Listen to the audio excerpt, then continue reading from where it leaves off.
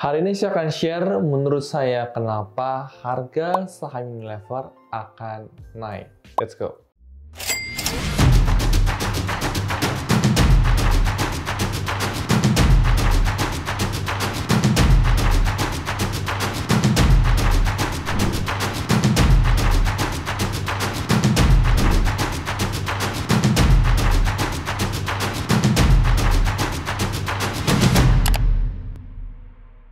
Halo, salam kenal, nama saya Yusuf Arifin Yusuf. Bagi kalian yang baru pertama kali main ke channel ini, di channel ini saya bisa share tentang pasar saham, tentang investasi, tentang properti, maupun seputar tentang bisnis. Dan hari ini kita akan ngobrolin tentang saham Unilever lagi. Sebelum ke saham Unilever, saya ingin share sedikit kenapa saya berinvestasi saham menggunakan aplikasi Stockbit. Yang pertama adalah fiturnya itu benar-benar banyak dan menurut saya bermanfaat buat saya. Saya sendiri sudah menggunakan aplikasi Stockbit sejak dari tahun 2020. Nah, alasan kenapa menurut saya harga saham Unilever itu akan naik itu adalah pendapatan Unilever di kuartal kedua 2022 menurut saya akan naik. Nah, kita ke salah satu fitur yang ada di Stockbit yaitu di bagian news. Kita baca ya, ini adalah Unilever meraih dana 5,49 juta euro atau setara 79,3 miliar dari hasil penjualan aset kepada perusahaan asal Arab Saudi yaitu Ekaterra. Aksi ini sejalan dengan keputusan perseroan untuk memisahkan dan menjual sebagian besar bisnis teh global. Nah, kita bisa lihat ya. Nah, ini sebenarnya beritanya dari investor.id, bukan berita original daripada Stockbit. Tapi Stockbit ini dari beberapa sumber membantu kita memfilterkan beberapa berita yang menarik buat kita yang berkaitan dengan saham yang kita beli atau saham yang berkaitan dengan yang kita incar. Nah, berikutnya selain itu menurut saya, misalkan kalian punya saham Unilever, pasti kalian ingin pantau terus kan bagaimana tentang pergerakan sahamnya, bagaimana tentang bisnisnya. Di sini kita bisa lihat nih, contoh tanggal 17 Juni 2022. Ya, ada berita terbaru yaitu Unilever bagikan dividen 3,2 triliun. Jadi kamu tuh terus bisa terupdate tentang saham-saham Unilever di aplikasi Stockbit ini. Nah, cerita-cerita tentang aset yang dijual itu adalah brand Lipton. Jadi untuk Unilever Indonesia itu menjual kepemilikan brand Liptonnya itu kepada Ekaterra. Nah, Ekaterra sendiri sebenarnya ada perusahaan afiliasi daripada Unilever Indonesia sendiri. Ya, kita bisa lihat ya. Nah, Unilever Indonesia sendiri itu dimiliki daripada publik kita 15% dan juga sisanya adalah Unilever Indonesia Holding 85%. Nah, Ekaterra itu adalah anak perusahaan daripada Unilever pusatnya. Jadi ya sebenarnya ya jual dari Unilever Indonesia ke Ekaterra. Nah, kurang lebih seperti itu. Nah, tapi ini itu tidak hanya sebagai penjual afiliasi, tapi yang terpenting adalah si Unilever ini juga menerima duitnya. Jadi bukan hanya penjual secara kertas, tapi Unilever Indonesia juga menerima duit 79 miliar tadi. Dan kita bisa lihat waktu mereka transaksi ini. Nah, kita bakal lihat di sini ya, ini adalah pihak penjual dan pembeli. Ya, kita bisa lihat ya, ini tanggal perjanjiannya sebentar udah ada tanggal 12 November 2021. Sebagaimana di amandemen tanggal 23 Mei 2022. Tanggal efektif adalah tanggal 6 Juni 2022. Di mana nilai transaksinya adalah 5 juta euro kurang lebih ya. Nah, jadi kita bisa lihat tanggal efektifnya ini itu adalah tanggal di kuartal 2 2022.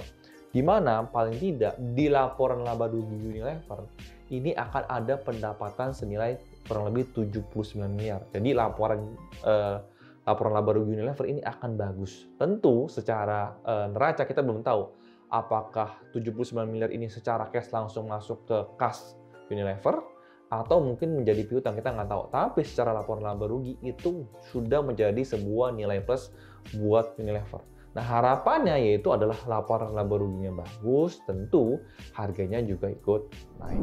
Berikutnya kita akan ke fitur seasonality yang ada di Stockbit. Ya, kita ke saham Unilever dan kita akan pilih 10 tahun terakhir supaya time frame-nya lebih panjang lagi. Kita bisa lihat ya, di bulan Juni itu 70% itu saham Unilever selalu hijau. Dan kita bisa lihat ya, Di bulan Juni ini yang sedang berjalan itu baru minus 1,69%. Jadi menurut saya untuk plus ya sampai akhir Juni 2022 itu adalah potensinya cukup besar menurut saya. Yang ketiga, kita akan ke fitur Chartbeat yang ada di aplikasi Stockbit. Kita akan ke saham Unilever dan kita akan melihat bagaimana pergerakan asing di saham Unilever ini.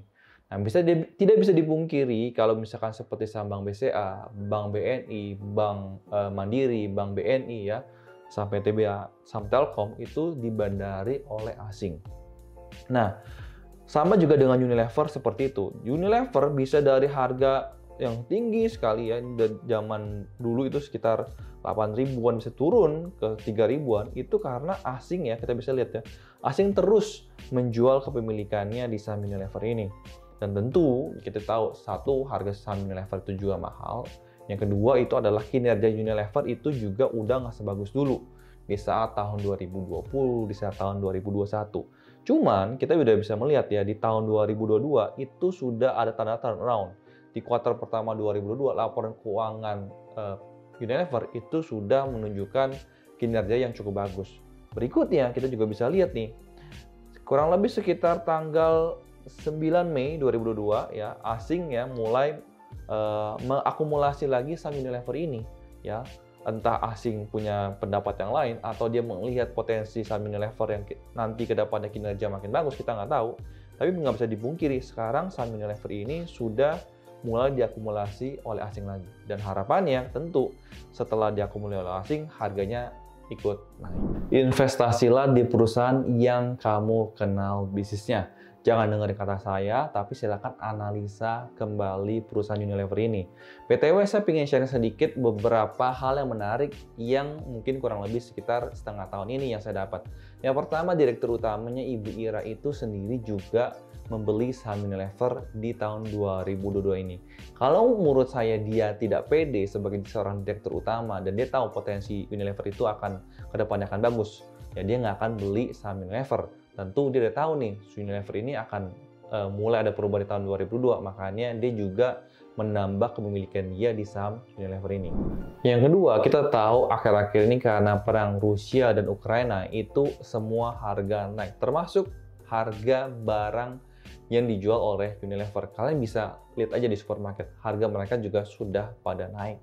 Nah, BTW, kalau kalian nonton public expose Unilever yang terakhir sekitar 1 minggu ini, kalau mereka juga sempat ngebahas tentang poin ini dan mereka sudah mengantisipasinya dengan membuat brand-brand yang premium supaya mereka tidak berharga dengan kompetitor yang lainnya. Harapan saya untuk saham Unilever adalah berubah menjadi sebuah turnaround company. Sebenarnya kita sudah melihat laporan keuangan kuartal pertama 2022 itu sudah mulai kelihatan bagus. Ya tentu aja dengan penjualan Lipton, ya kan brand Lipton ini di kuartal 2 2022 terus akan bagus menurut saya. Kita tinggal lihat update lagi kuartal 3 2022 apakah akan terus bagus. Kalau terus bagus menurut saya fix ini akan menjadi sebuah turnaround company. BTW, kalau kalian ngerasa fitur-fitur yang saya sharing tadi di Stockbit itu menarik buat kalian dan bermanfaat, kalian bisa download aplikasi Stockbit dan itu semua gratis. BTW, di Stockbit juga adalah sebuah sekuritas di mana kalian juga bisa jual beli saham di Stockbit. Sampai ketemu di video berikutnya. Salam cuan dan jangan lupa main ke Instagram saya di Yusuf Arifin Yusef, di follow ya. Dan see you the next video. Bye bye.